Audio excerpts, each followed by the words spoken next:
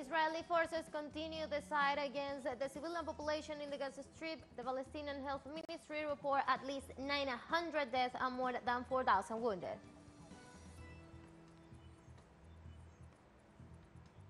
In Venezuela, President Nicolás Maduro condemned the more than 7 decades of Israeli humiliations and aggressions against the Palestinian nation.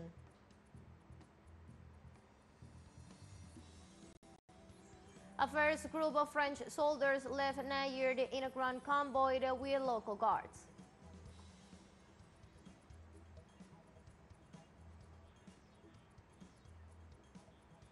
Hello, welcome to From the South. I'm Ana Marrero from the teleSUR headquarters in Caracas, Venezuela. We begin with the news. Stay with us.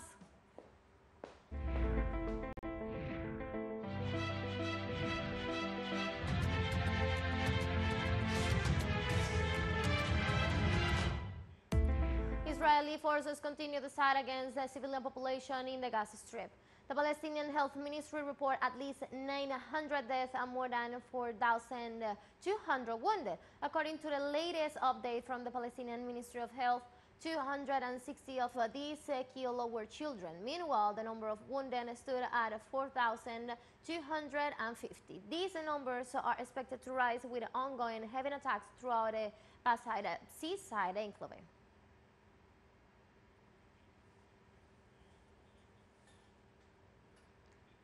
In Palestine, more than 180,000 people were reported displaced in the Gaza Strip in the last 24 hours due to the increase of attacks by Israel against the Palestinian territory. The United Nations office registered 137,472 refugees in schools and other facilities of the UN Public Work and Relief Agency, noting that the whereabouts of the rest of displaced persons are unknown.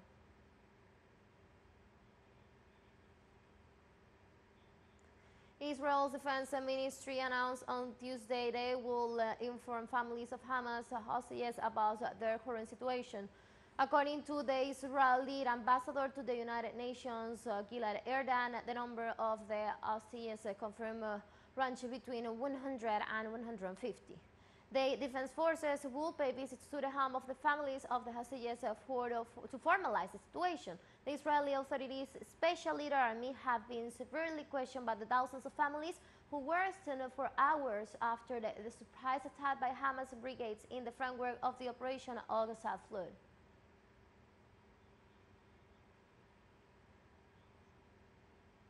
The leader of the Islamic Revolution of Iran, Ayatollah Sayyid Ali Khamenei, described the operation by the Palestinian resistance as an earthquake for the structure of the Israeli regime.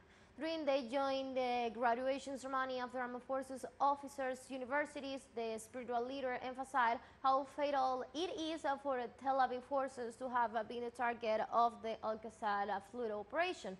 The Ayatollah praised the design of the operation and highlighted the intelligence with which it was convened, in addition to the young representation of Palestinian resistance who were fighting against the looting and the illegal Israeli occupation on their territories.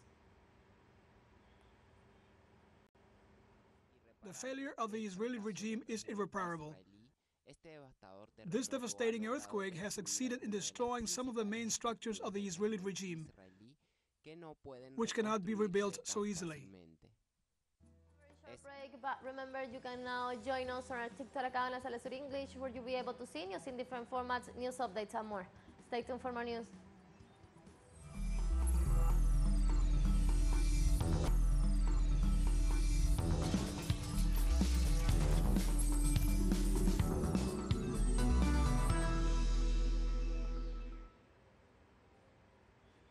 Welcome back to From the South. Venezuela's President Nicolás Maduro denounced the perpetrated genocide by Israel on the Gaza Strip and urged for respecting the rights and peace of the Palestinian people. Venezuelan head of state asserted that a violent situation in Palestine is an outcome of Tel Aviv's violations of the UN agreements. Maduro demanded a ceasefire immediately, respect for the human rights of citizens, and the start of immediate peace negotiations in Palestine.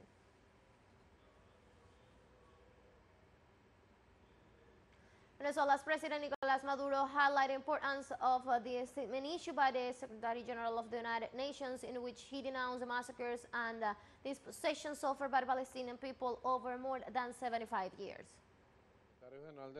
The United Nations Secretary General has issued a statement that we have read carefully, warning of alarm about the genocide that has begun against the Palestinian people in Gaza, indiscriminate bombardments to destroy buildings where families and civilians live, which denotes a new escalation. We have already seen massacres in the past, brutal massacres against the Palestinian people, the 75 years of the largest known dispossession, the dispossession of the Palestinian land, the dispossession of the Palestinian people, 75 years, and if you see the map of what was Palestine for thousands of years and how it was reduced to nothing, and how they turned Palestine into an archipelago in part of what was their territory, how they plundered their territory.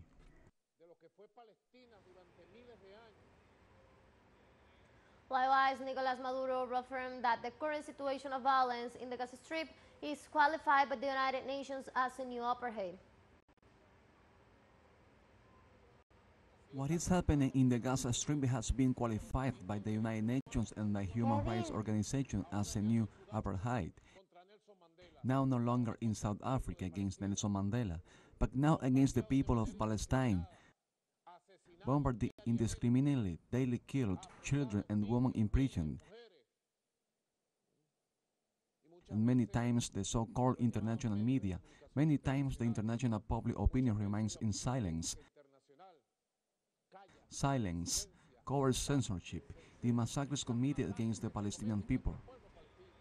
The Venezuelan president also recalled that the first known anti-imperialism in history, Jesus Christ, died as a Palestinian man. Jesus Christ was the first known anti-imperialist in modern history of the last 3 millennia or so. The most important anti-imperialist in modern history, our Lord Jesus Christ, born in Bethlehem and raised in Nazareth, Palestinian territory. So Jesus was a Palestinian child, a young Palestinian, and when he was crucified, unjustly condemned the oligarchies that religiously dominate the area. When he was condemned unjustly, our Lord Jesus Christ was crucified, murdered, tortured. He died as a Palestinian man and rose immortal as a Palestinian spirit. The Venezuelan President Nicolas Maduro emphasized that the United States and European Union's crucial roles in the new escalation. He also highlighted that they themselves are contributing to the escalation of the conflict. That would be precisely the aggravation of war. It is in the hands of the United States and Europe that this war escalation stops, and that it does not end up in a regional war, in a world war, because they are the ones who are throwing gasoline on the fire and creating conditions in the campaigns that they make in the media and social networks, so that there will be a genocide, a massacre of the Palestinian people, and so that this war escalates to the whole region.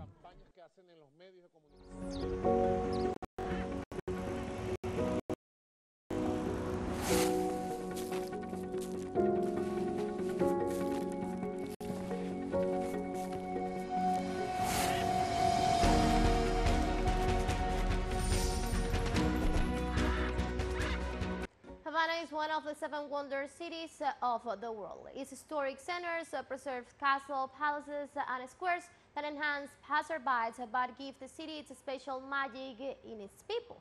Cuba on the Move unveils this time the history of Juana la Cubana. Fabiola Lopez, tell us more. These are pictures of the Wonder City any day in 2023. In the 1776 Cathedral of Havana and its surroundings, postcards like these are common enigmatic gypsy women, traditional dresses, vivid colors, and lots of flavor. Siempre yo levanto mi copa. I always raise my glass and ask for peace, unity, and tranquility for Cuba.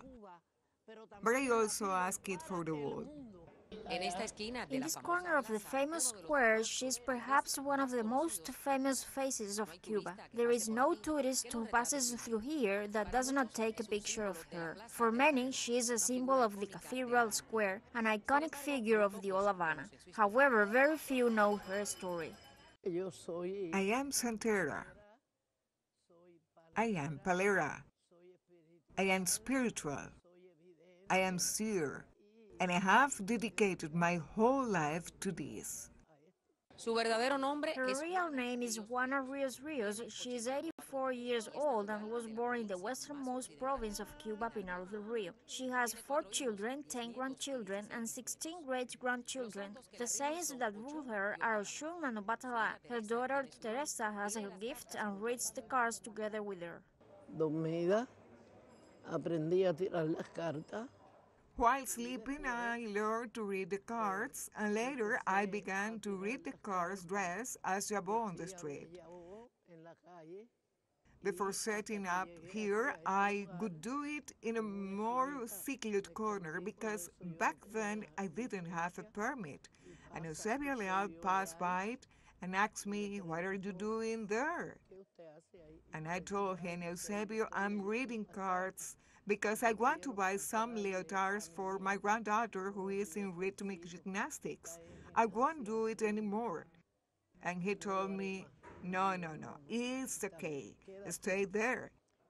And he put me to work here. He told me, "Juana, you have to behave well because I discussed this work with Fidel and he authorized me to do it." Juana always has a cigar in her mouth. However, she confesses that she does not like smoking. In her youth, she worked at a tobacco factory and claims to know all kinds of tobacco. The one that I am smoking now was given to me. I don't really like any of them because my African deity likes to chew. And I put it in my mouth for her and turn it around because I don't like tobacco. What I like is sticks, beans, Cuban food. La comida cubana. La abuela de Juana era africana. Juana's grandmother was African, her father a musician who played 10 instruments. She says that since she was 10 years old, she has been accompanied by Rufina, this black doll that spoke to her while she slept. When Fidel Castro died, she was one of the first to arrive at the Revolution Square to pay tribute to him. She says she's a grateful woman. Muy agradecida. Very grateful, because when the revolution triumphed, I lived in a small wooden house, and the revolution gave me a house. I used to sign with my 2 fingers anything I had to sign. Then a teacher that the revolution brought to my house taught me to read and taught me to write. That's why I always carry my revolution in my heart. Por eso siempre llevo a mi revolución en el corazón. Juana loves music, she sings and dances about everything. Tengo mi bastoncito porque tenía. I have my little cane because I've had a few problems with my legs. But when I hear the music, I throw the cane away and start dancing. Well, Cuba is a little hot, but we will always fight to move forward because we are severely blocked by United States imperialism. When I read the cards, I see that we Cubans even cure ourselves with herbs. I know about herbs, but always the doctors trained by the revolution, especially by the commander-in-chief, always strive to save us. And I do say that with one more effort, we will go forward. Estoy de nuevo a tu lado, madrecita, muy contenta porque ha triunfado la revolución y han cesado los tormentos Fabiola López, en mi telesur, alma. La Habana. Fidel nos ha premiado por darle a Cuba la libertad. Let's take our last break, but before we invite you to visit our YouTube channel at teleSUR English, where you'll be able to watch our interviews, top stories, special broadcasts, and more. Hit the subscribe button and active the notification bell to stay up to date on the world's most recent events. One final short break, don't go away.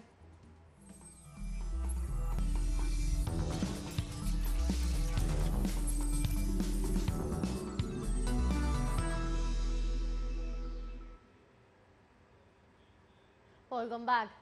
A first group of French soldiers left Niger in a ground convoy with local guards. On the approximately 1,400 French soldiers deployed, 400 are expected to leave the country initially. The event comes at a time when the United States government announced the withdrawal of its aid to the African nation, which has been governed by a military junta since the end of July.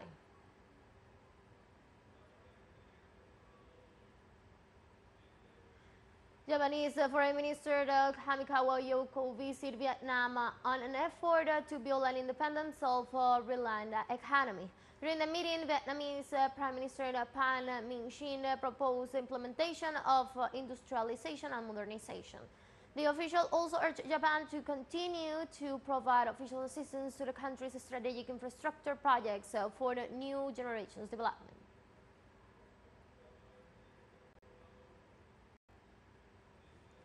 The Chinese President Xi Jinping has a meeting with U.S. Senate Majority Leader Chuck Schumer and his delegation in Beijing.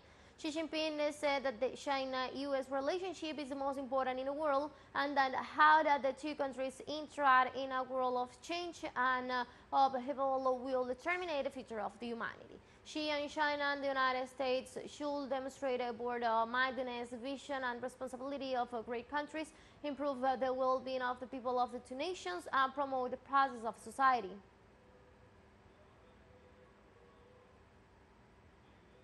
Iraqi Prime Minister Mohammed al-Sudani held a meeting with the President of Russia, Vladimir Putin, in Moscow. Kremlin spokesman Dmitry Peskov announced that the head of state's working agenda focused on the regional security issues and the energy agreement between Moscow and Baghdad. The Iraqi premier joined the Russian president at the Energy Week to be held on the Manes Exhibition Center in Moscow from 11 and 13 of October.